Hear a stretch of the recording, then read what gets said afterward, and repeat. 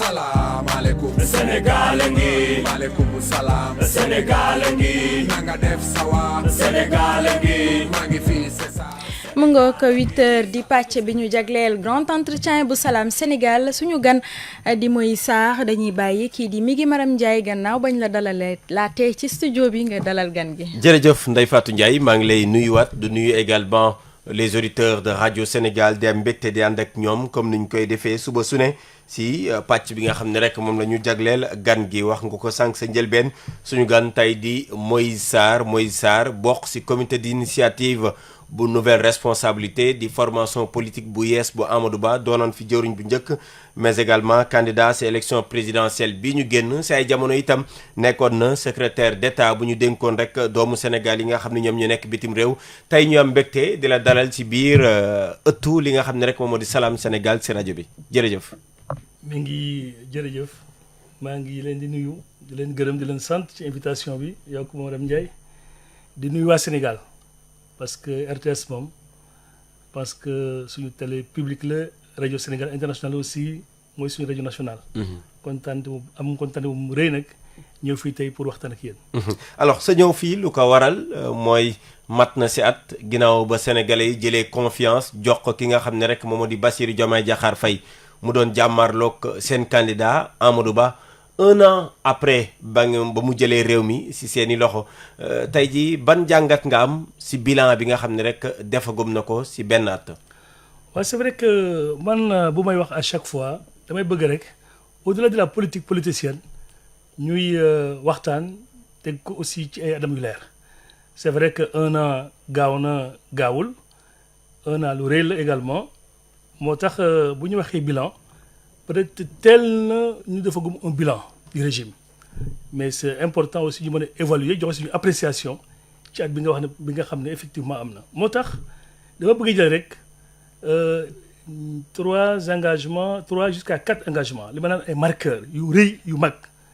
parce que man dama def management de la qualité te boo def audit qualité à chaque fois da nga am norme da nga am référence bu dee politique nag c'est important aussi candidat bi engagement yu mu jëloon comme toogagul diir boo xam ne mën na tax ñu def une évaluation exhaustive nga xool ci engagement ci poste boo xam ne dina mën a dawal dina mën a doxal mais engagement boobu yaakaar naa ne gisuñ ko defuñ ko beneen bi muy également aussi côté présence ou sortie du président de la République ci lu ñu naan le conseil supérieur de la magistrature boobu aussi mu nekkoon débat yu am doole war na gën war na toog ainsi de suite ba ñu convoqué ba ñu ñëwee effectivement benn xaw ma assise la xaw ma séminaire la naka laa ko tuddee au niveau de Diamniadio réfléchir sur la justice globalement parce que mu am ay conclusions yu am solo ba léegi yaakaar naa ne président moom mooy diriger effectivement mooy assurer la présidence du haut conseil du conseil supérieur de la magistrature ñu xam ne effectivement aussi côté boobu engagement yu ñu jëloon ci côté gouvernance ci côté effectivement liberté yi yaakaar naa ne aussi ba naa ci ñëwaat ci détails yi vraiment gis nañ ni ci lu bëri engagement yooyu gisuñu leen beneen bi ñu ñëw ci côté les fonds politiques la caisse noire les fonds spéciaux li doon am ak li am ba léegi yaakaar naa ñoom ñu jëlee engagement bu ñu ñëwee quelle que soit appellation yi du ma ci dugg ci débat sémantique mais au moins am na lu ñu ci waxoon est-ce que def nañ ko naam di nga nekk ba ñu ñëwee 2014 fekkoon nañu def ñu def budget yu pare mais ñoom budget bi seen budget la boo defee comparaison ci fànn boobu lan lañ li ñu doon wax ak li ñu def amul benn changement bu ëppul wàññeekuwul. beneen bi mooy engagement ci côté liberté comme ni mu ko waxee mooy liberté d'aller et de venir mooy quand même de se mouvoir mooy autorisation yi mooy interdiction yi loolu boo ko xoolee actuellement aussi amul benn changement tey bi ma ñëw rek il paraît xaw ma F2S bi nga war a def benn sitting ou benn regroupement au niveau du ministère de la santé di leen interdire par le préfet de Dakar donc nga xam ne côté boobu aussi te pourtant lu ñu doon joxoñ Macky Sall ci côté bilan immatériel mooy liberté gouvernance bi Sénégal yi di leen xaar ñoom jël ay mesures yu am solo parce que nag quoi qu'on puisse dire effectivement aussi naam am na lu ñuy joti dund te neexutoon donc loolu boo ko xasee dund ba te neexul yow boo ñëwee li ñuy xaar ci yow mooy nga mën ko tëggi. nga mën ñu def lépp ba keneen du ko dund. ba ñuy ñëw rupture lañ bokkoon na si discours est-ce que tey jii. fa lay ñëw au-delà de li nga wax ni rupture am na si yeneen fànn. mais rupture boobu c'est beaucoup plus dans le discours que dans les faits et même dans le discours aussi da ngay waaru parce que discours yi da ngay xam ne homme d'État am na position boo xam boo ko amee ci biir gouvernement nekk au conseil des ministres nekk premier ministre nekk président de la République am na loo xam waratu la ci sa conduite ci sa comportement am na exemplarité boo xam ne nga ko war a wone te gis nga discours yi gis nga le porte-parole du gouvernement lu muy wax accuser l'ancien président de la République d'un chef de gang beneen bi mu def affirmation bu rëy ci un ancien ministre te kenn dégluwoo ko ba léegi rupture yooyu dañ ko doon xaar bu baax a baax parce que nag ne kii dañ ko rey dañ ko faat te keneen waxoon lu xaw a mel noonu ñu convoqué ko def ko garde à vue pendant 3 jours kii wax ko dem toog conseil des ministres janoog président de la République janoog premier ministre te kenn woowu ko kenn dégluwu ko loolu pour ñun c'est une justice à géométrie variable rupture yi fa lañ ko xaar nga gis aussi même lii def débattant yi mooy insulte yi man je condamne j'étais à l'intérieur kenn musuma dégg man muy saa ma dugg ci yeneen comportement yi ak yeneen attitudes yi parce que homme politique aussi warul nekk saaga warul nekk ay propos irrespectueux ay propos yoo xam day saper ce qu'on appelle la cohésion nationale discours la war a nekk da nga war a nekk li nga porter ak li ngay wax ñun parce que ñun effectivement dañu war aussi ay éducateurs parce que boo xoolee ñiy dem ci presse bi pour la plupart c'est beaucoup plus des hommes politiques ñuy déglu aussi xale yi mag yi ñëpp a ñuy déglu donc booy demee ci presse booy def nekkee aussi sa ministère wala foo mënta nekk am na comportement bi nga war a adopté wu damay gis nañ ne malheureusement ñoom ci seen bopp li ñu doon wax hier mais ñoo koy bañ tey te en même temps aussi seen biir am na ñuy saaga te kenn waxu leen dara kenn jàppu leen donc ñeneen ñi ñu bëgg leen convoquer police justice mais loolu aussi dafa day waar. à vous entendre parler dafa mel ni dara doxul mais am na au moins. non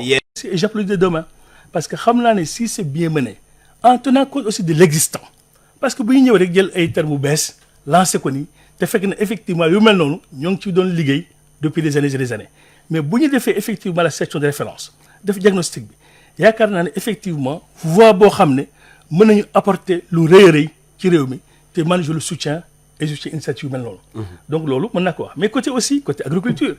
donc ñoo ngi ci rajo Sénégal c'est important aussi ñu wax suñu papa yi ñoo xam ne ñoo ngi ci. gox yi ak goxaan yi. buy ñëwee jël ay mesures yëkkati xaalis bu bëri dugal ko ci. c'est vrai que moo nekkoon aussi perspective président Macky Sall parce que boo xoolee chaque année presque 50% ci budget bi dañu yokku ñoom ñëpp aussi continue ci loolu yokk aussi le prix du kilo mais ñëpp applaudir mais gis nga le conseil des ministres du 19 mars bi passé mais le premier ministre a reconnu ci biir conseil bi que effectivement suñu paysans yi mooy suñu mbokk yi ñu nekk ci àll bi dañoo béy ba pare am seen gerte mais mënuñ ko jaay. mënuñ ko jaay donc nga def prix 300 francs wala 400 francs te yow boo paree mënoo ko jaay mais problème la. te loolu yëpp ay mesures yoo xam ne ñoo ko jëloon mais malheureusement c'était pas bien réfléchi parce que mënoo ñëw da nga nekk nii la doon demee damay dakkal yi maanaam ñi doon ñoo xam ne dañu doon exploiter vers la Chine yu mel noonu c'est vrai nga wax souveraineté mais day am transition day am processus et nga def ko de manière graduelle. mais boo ñëwee décision boo xam ne malheureusement elle n'est pas documentée lu mel rek ngay am lan la def finalement mu ngi wax que le ministre ak gouvernement bi ñu jël ay mesures assez rapidement parce que ñoo ngi dem ci Korité ñoo ngi dem ci Pâques mais am na ñoo xam ne am na seen gerte tey dugal ko ci seen néeg yi wala ci seen magasin yi mais mënuñ ko jaay. donc loolu yëpp ay problème la moo tax foo laal vraiment day métti nga xool aussi parce que man je veux même pas ñu dugg ci ay polémique mais dama xool les grands secteurs les grands domaines yoo xam ne ñun ñëpp mën nañ ci jubboo nga xool le côté diplomatique très franchement loolu nga nekk opposition nga nekk au pouvoir dès l'instant que citoyen sénégalais nga war nañ mën a trouver un consensus sur les grandes questions diplomatiques sur les grandes questions de relations internationales mais foofu aussi mais sur diplomatie dafa sooxe xoolal président bu mu ñëwee espoir ba mu indi woon sa jeunesse duñ ko élire 54% au premier tour mais loolu yëpp effectivement ñëpp a applaudiroon même au niveau de ses collègues chefs d'État de la sous-région ñu nekk am na crise bu fi am maanaam Mali yi muy Burkina Faso muy Niger ñoo ngi génn actuellement ci CEDEAO donc yow dañ la bëgg a mandaté nga liggéey ci mais fu mu toll actuellement. mais est-ce que foofu lañ ko sur le plan diplomatique boobu nga wax su loolu rek lañ ko war a mën a non nattee. maa ngi ñëw man kay man. parce que rupture la ñu indi également. dama lay jox ay par pàcc rapport rek ak li ñu fi daan jot a dama lay gis. jox ay pàcc rek rupture boobu mooy rupture bu bon nekk parce que rupture moom Sénégal moom rayonnement diplomatique nañ ko amoon boobu mais gis nga jusqu'à présent xamuñ fu ñu toll c'est un président nouvellement élu mooy le président ghanéen ah John Dramani mais moo ñëw à la limite jël mission boobu beneen bi nga xool le portage de nos candidatures à l'international mais Augustin Senghor gis nañu ko daane nga xool OMT mooy organisation mondiale du tourisme monsieur Deme demul nga xool également je pense qu'il y a aussi un monsieur Diagne bi nga xam ne si wàllu sport. wàllu sport moom aussi candidature am jàllul man dama xaw a tiit sax même pour la candidature du ministre Amadou Hott et pourtant c'est un excellent ministre quoi qu'on puisse dire et man j'ai applaudi des deux mains bu ma gisee président Diomaye recevoir ko premier ministre recevoir ko ne ko yow yaay suñu candidat à la BAD. du lekk boo leen fi bàyyi. c'est loolu bien noonu. comment du lekk bi ngeen fi bàyyi tey jii mu la ñuy dund conséquences yi ñoom. mais da ngay xool léegi bu ñu bàyyi ñun côté diplomatie très franchement on a été respecté quand même quoi qu'on puisse dire le président Macky Sall sur la scène internationale africaine et internationale. Très franchement et jusqu'à présent d'ailleurs. nekkatul président mais on le reçoit partout il voyage partout parce que respect la te loolu am nañ ko ba léegi. est-ce que mais sur le plan international oui am na benn regard bu nit ñi peut-être am si moom mais au Sénégal lim fi bàyyi. tey jii est-ce que nekkul moom moo indi jafe-jafe yi ngay énumérer yëpp. mais xam nga loolu si wàllu dund loolu geeg yëpp bu dee nag dafa nar a 5 ans yoo xam ne à chaque fois lu ñëw ñu ne président Macky Sall président Macky Sall président Macky Sall mais dans ce cas kat dina métti. mais li première année bi la mooy li booy di wax dans ce cas mos dem mooy am. donc ma ne la c'est important très franchement gis nga boo ñëwee ci situation mel ni c'est vrai que am na temps boo xam ne il faut nga def un diagnostic xool li xew xool li am mën a def. nga xamante ne mooy jéego yi nga xam ne tegagum nañ ko lecture bu ñu ci def comparé ak régime bi fi jógee bu ñu jëlee ci wàllum transparence gis nañ ne léegi kopparu Sénégal fu muy mënti jóge ak fu muy mënti dugg ci biir réew mi nit ñi dañ koy xam loolu je pense que avancé bu am solo la ci askan bi leneen itam mooy que ne njiitu réew bi fi nekkoon moo wax ni ci dégg ne dossier yi ci wàllu justice yu bëri da ciy teg coom-coom alors que président bi moom dafa ñëw ne dafay bàyyi justice mu liggéey liggéeyam. démissionné ci partem boole ci. loolu démissionné ci partem boole ci loolu. c'est à saluer ci benn at. ma ne loolu d'accord naa ci. c'est-à-dire engagement bi mooy li may wax rek ak li ñu mën a laal li ñu mën a toucher nii mooy action bi c'est vrai côté reddition des comptes côté transparence côté bonne gouvernance man mi dama koy soutenir dama koy appuyer parce que loolu la gëm mais côté boobu mais yow boo fekkee ne am na dossier yoo xam ne dama ci tegoon sama conc dem mais boo ñëwee non seulement da ngay publier dossiers yi mais da ngay commencer action mais ban action moo ci am. ban ci dossier yu muy wax noonu ban la ñuy gisagum actuellement en justice. mais ak 12 ans yi nga xam ne 12 ans yi nga xam ne moom ngeen bàyyi jaxasoo réew mi. il faut que mu jël dossier yi mën koo intégrer mën a xool. koo soog a mën a dérouler aussi parce que nee nga ma dossier yi dañ waa justice dañ ci liggéey ba pare. non te jébal ko président de la République damay répondre li nga ma wax rek. ak li ma ci xam li ma ci jot xam mooy c'est des corps de contrôle ñoo defoon seen mission ba pare peut-être interpeller ay nit épingler ay nit. jël rapport yooyu jox ko président moom ci li ngeen wax mu jël conc bi teg ko ci mais bu yow bu ñëwee kay nga jël conc bi mais da nga dossier yooyu nga jox ko justice au moins ci at bi ñu xam ne commencé nañ lii commencé nañ lee. kii de loolu tàmbali na. non li tàmbali leneen la. lan moo tàmbali li tàmbali mooy loo xam ne kenn mësu ko gis kenn mënu ko dégg mooy le cas de Farba Ngom par exemple quoi qu'on puisse dire yow boo wax reddition des comptes pour man waroo commencé ci Farba Ngom. ça c'est ma conviction mais war a parce que Farba Ngom député la mosoo gis mu nekk directeur général mosul nekk ministre mosul nekk ainsi de suite. député bu yor ay milliards. yaa ko wax mais il te dit maintenant que man sama milliard privé laa ko jëlee privé donc c'est normal pour la justice def liggéeyam mais au moins waroo commencer ci moom alors que am nga ay dossiers yoo xam ne yaa ngi wax ne effectivement bëri nañ te ñii dossiers yooyu concerné am na ñoo xam ne ñoo ngi ci opposition bi mais aussi am na ñoo xam ne ñoo ngi ci biir pouvoir bi. am na ñoo xam ne ñoo ngi ci biir pouvoir ba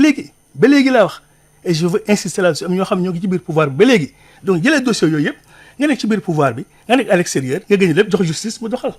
boobu mooy benn saaga yi gis ngeen am ñoo xam ne ñu ngi saaga ba saaga waajuru président de la République ma koy métti bu baax parce que xam na au-delà même du respect que nous devons aux institutions quand même suñu waajur la ñun ñëpp beneen bi culturellement aussi mu nekk séeréer ñun saaga xamuñ ko. te kooku ma ngi doxal ba léegi di wax leneen ak leneen donc voilà des cas pratiques yoo xam ne effectivement mu day annihiler discours day tax aussi suba gannaaw suba ku fi ñëwaat aussi nga ne lii la ñu waxoon kii defoon na lii kii deful lii te en certain moment nag on va pouvoir te dire quel que soit boor bi nga bokk. lan la ñu war a joyanti tey 1 an après lan la ñu war a joyanti pour que suñ fi toogaatee si 2e année bi peut-être lii yëpp ñu bañ ko nga bañ li nga gis nga bañ ko man je gisaat. pense que c'est important quand même qu'il revienne un tout petit peu sur terre xam nga gagné nañ c'est vrai am nañ majorité Assemblée nationale c'est vrai nekkatuñ opposition ñoo ngi pouvoir nekkuñ aussi le président d'un parti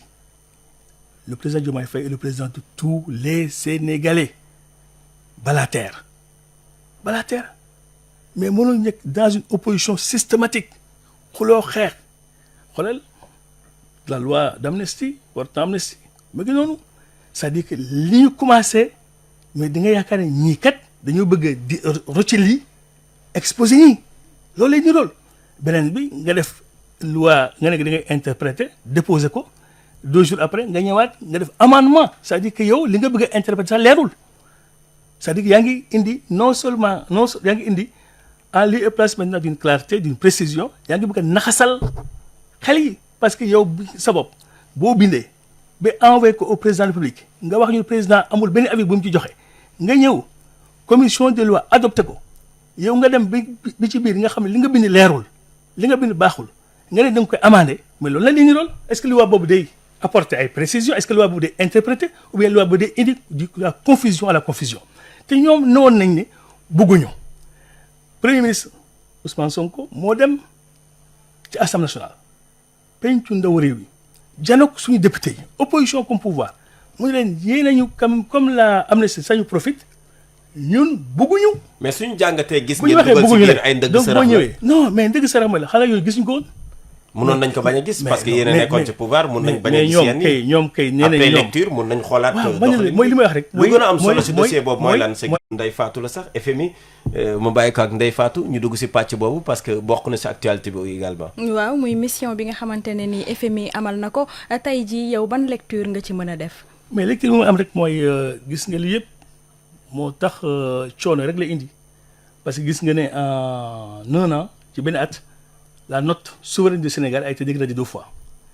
gis nañu dëkk bi lool laal dafa cher yow mi xam nga ci dara parce que koor gi ak carême bi lépp a cher gis nañ également FMI lan la wax à la limite fu ñu jëm xam na ko parce que dafa poser ay conditions mooy déjà li ngeen waxoon il faut ñu gën ko camaraat ba xam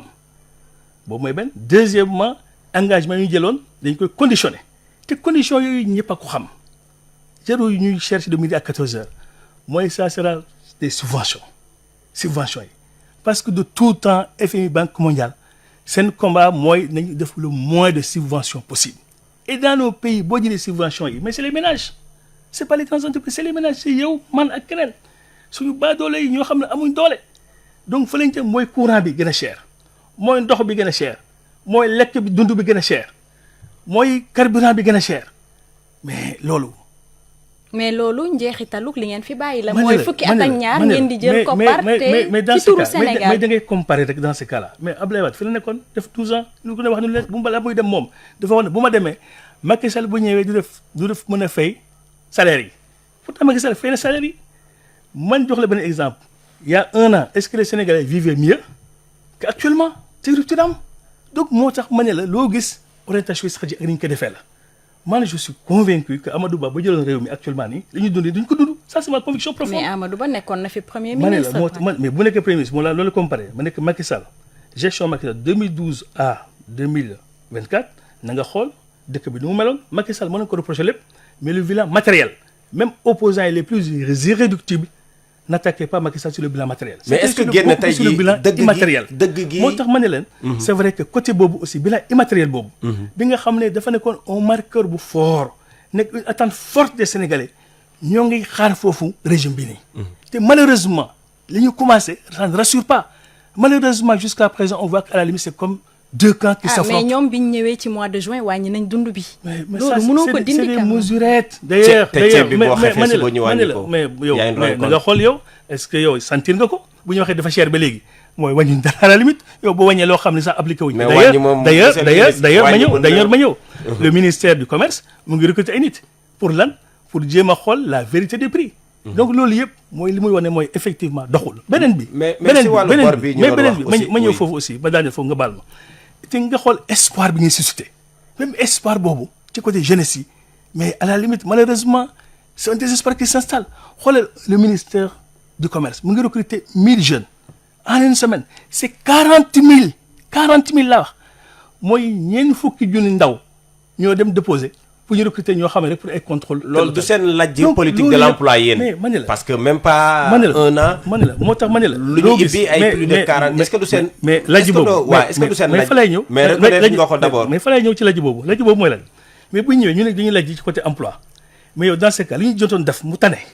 ci côté emploi mais boo ñëw doo ko dindi. 12 ans lañ la natt de. non ma ne d'accord naa je suis d'accord ma ne la dans ce cas boo ñëwee da ngay consolider mais bu déconstruire alors que ñoom bu ñu ñëwee mais xoolal au niveau du port ñaata Sénégalais lañ dàq au niveau de l'aéroport ñaata Sénégalais. mais parce que ñu joxoon liggéey la te duñ liggéey si alors que d'autres ñu ngi toog seen kër bëgg liggéey mënuñu jot liggéey. dans ce cas je suis d'accord. il faut ñu équilibrer aussi dans ce cas daqalee lii la ñu dàq lii la ñu recruter teg ko ci yoon man amu ci problème parce que loolu laa bëgg man je rêve même d'un plein emploi même si c'est voilà mais tant que ñoo ngi jox liggéey xale yi j'applaudis. alors FMI ëllëgu Sénégal ak tey FMI gis na wax nañ ko am na ay mesures yi nga xam ne peut-être suñ ko jooyantee dina tax ñu am accords yu bees sànq Ndeye Fatou mi ngi koy wax lu ëpp 4000 milliards doon loo xam ne ndëbb ngeen ko tey FMI fësalaat ko est-ce que tamit mun ngeen reconnaître que ni am ngeen part de responsabilité non bul wax ne FMI fësalaat ko le rapport même avec Sénégalais yëpp xam nga loolu je pense que lu am solo la beneen bi aussi ñu am humilité dafa am solo gagné nañ c'est vrai am nañ majorité c'est vrai mais 5 ans dafa gaaw Macky Sall muy président Abdoulaye Wade président Macky Sall ñoom dañu amoon 7 ans premier mandat. ñii 5 ans la 1 an jeex na bu ñu la waxee ne dafa fi 1 an looy wax maa ngi suivre hier rek benn reportage boo xam ne dañu ko def Ndiaganiao boo xam ne c'est un petit village quoi qu'on puisse dire boo xam ne président de la République fa la dëkk mais it maintenant ñun de le reportage bi c'est les gens de Ndiaganiao qui parlent. d'accord mën nañu am nañ président mais dañ koy dégg mais sentiraguñ ko. d'accord alors notre ñoom waa Ndiaye bu ñu ko sentirul nag waa Sénégal fu ñu dem. waaw il est le président de tous les Sénégalais balaa ñuy jàll ci français bi rek Amadou Ba moom dafa laaj baatu askan bi ñu jox ko mu nekk député après mu dem toog. non kenn xamatul député la wala du député. anamu Amadou Ba est député quand même lu am solo la confiance naturellement. je pense que Amadou au début je pense waxoon ngeen ko xamoon ngeen ko sa laay wax c'est vrai que dafa amoon ay. lan la koy waxee sax c'était pour des raisons familiales moo taxoon tout au début effectivement fekkewul yeneen réunions yi doon am assemblée nationale donc yeneen plénières yi ainsi de suite mais il est député du peuple te naturellement aussi il exercera en tout cas mi ngi si liste absentéiste yi nga xam ne am na sax nee nañ loi war naa mun a jëm si moom waaw non premier ministre heure bu ñëwee aussi Amadou Ba du ñëw non mais boo xoolee assemblée aussi boobu ba léegi franchement à part la déclaration de politique générale. mais il y a les commissions il y a les plénières également c'est important loolu taxoon ñu fal ko xam nga assemblée xam na assemblée. assemblée fa laa nekkoon. oui moi j'étais de l'assemblée xam naa assemblée bu baax. c'est vrai que man li ma koy digal mooy de autant que faire se peut te war na mën a toog sax effectivement di dem parce que expérience am. mën na éclairer. ci lu bëri. d'accord alors Moïse Sarr est notre invité il est membre du comité d'initiative de la nouvelle responsabilité c'est la formation politique de Amadou Ba ancien premier ministre mais également ancien candidat à la présidentielle alors Moïse Sarr si on devait faire le bilan de cette première année de gouvernance du président Bassirou Diomaye Diakhar Faye qu'est-ce que vous retenez de cette première année? mais un bilan maigrichon parce que c'est vrai il est très tôt maintenant de faire un bilan global mais au moins on peut apprécier les premières mesures et je voudrais au moins adopter une démarche scientifique et non pas politicienne. Elle est basée sur quoi? Sur les engagements, sur des grands engagements que je peux appeler même des marqueurs ou bien qui devaient être des marqueurs de son mandat, à savoir l'engagement qui a été pris par le candidat et écrit noir sur blanc dans le programme consistant à faire un appel à candidature sur les postes de direction. Les gens avaient applaudi. Même nous, au niveau de la majorité à l'époque, on se disait, écoutez, ça au moins c'est un engagement fort. Parce que c'est comme disait le président Macky Sall quand il a été élu, c'est la patrie au-delà même du parti. Il fallait dépasser les clivages et chercher le Sénégalais, chercher le meilleur profil pour lui confier cette responsabilité. Si on fait aujourd'hui, à la limite, le bilan de cet engagement, il est nul. Aucun effet, il n'a pas encore été mis en œuvre. Le deuxième engagement, on l'a vu. Il avait dit effectivement, pour des questions de liberté, de bonne gouvernance, de justice, il serait bien que le président de la République puisse se retirer du Conseil supérieur de la magistrature. Ce n'est pas le cas. Et pourtant, des assises ont été faites au niveau de Diamniadio, où on a parlé, on a discuté, on a échangé avec des recommandations fortes, quoi qu'on puisse dire. Parce qu'il s'agit de réfléchir. Très franchement, j'ai beaucoup de respect pour les jeunes sénégalais. Mais c'est dans la mise en œuvre. Depuis leur cause qu'on a vu, où sont les recommandations? C'est comme si de rien n'était. Le président est encore à la tête du Conseil supérieur de la magistrature. Notre engagement aussi... Mais il y a une rupture. J'arrive. Je ne le vois pas encore la rupture. Parce que jusqu'à présent, c'est les opposants qui sont appelés, matin, midi, soir, à la police, ils ont les mandats de dépôt. C'est encore et encore des opposants. Et je ne parle même pas des interdictions de marche. Et j'en passe. Donc, il n'y a aucune rupture. Et ça aussi. Donc, je continue. On termine, le troisième élément, oui. c'est l'engagement aussi qui a été pris par le président de la République et par le Premier ministre, consistant à dire, écoutez, tout ce qui est caisse noire, ou fonds secret ou fonds politique, quelle que soit l'appellation, au moins de faire haram, ou bien on fera, en tout cas, nous, notre gestion, on fera vraiment à la limite un assainissement de ce domaine-là. D'accord. Ça aussi, ça n'a pas été fait. Si on peut terminer en 1 minute 30 maximum, c'est sur le rapport du Fonds monétaire international. Quelle est votre lecture par rapport à ce... Mais le rapport, déjà, il faut voir aussi, parce que j'ai beaucoup écouté le président Ousmane Sonko quand il était dans l'opposition. Il ne ratait pas le FMI et la Banque mondiale. À chaque fois, quand il parle de souveraineté, c'est travailler, indigéniser à la limite les situations. Faire en sorte effectivement qu'on puisse se passer même et du FMI et de la Banque mondiale. Donc aujourd'hui, si on est actuellement au basque du FMI, c'est parce qu'il y a problème. Ça déjà au niveau orientation stratégique, premier élément. Le deuxième élément, qu'est-ce que le FMI nous dit aujourd'hui? Quand on lit entre les lignes, on sent qu'il y a effectivement des conditions qui sont sur la table, familiales. On a vu aussi tout ce qui est pour les jeunes et autres, on a suspendu. C'est votre responsabilité. Les licenciements votre responsabilité abusifs. Dans tout ça. Responsabilité, moi j'ai dit une fois de plus, la responsabilité du président Macky Sall, elle a été, à la limite, les Sénégalais, à la limite, ont sanctionné ce régime. Ils l'ont sanctionné. Donc c'est ça, effectivement, on ne veut plus continuer à parler de responsabilité, à la limite se lamenter, en disant toujours de l'ordre rétroviseur. Après 1 an d'exercice, on doit pouvoir faire le point sur la gestion précédente et se dire maintenant, voilà le cap, voilà ce que nous allons faire et voilà ce que nous sommes en train de faire et que ça peut rassurer les Sénégalais. Mais dans tous les secteurs, on voit que l'espoir qui était là avec ce jeune duo, malheureusement, est en train de céder le pas au désespoir et à la déception. Merci beaucoup Moïse Sarr. C'est la fin donc de cette émission. Moïse Sarr, pour rappel, membre donc du comité d'initiative de la nouvelle responsabilité, la formation politique de l'ancien Premier ministre Amadou Ba. Merci beaucoup, monsieur Moïse Sarr. C'est à moi de vous remercier et je suis très content et très heureux et je pense qu'on aura l'occasion encore de développer ultérieurement. Merci une fois de plus.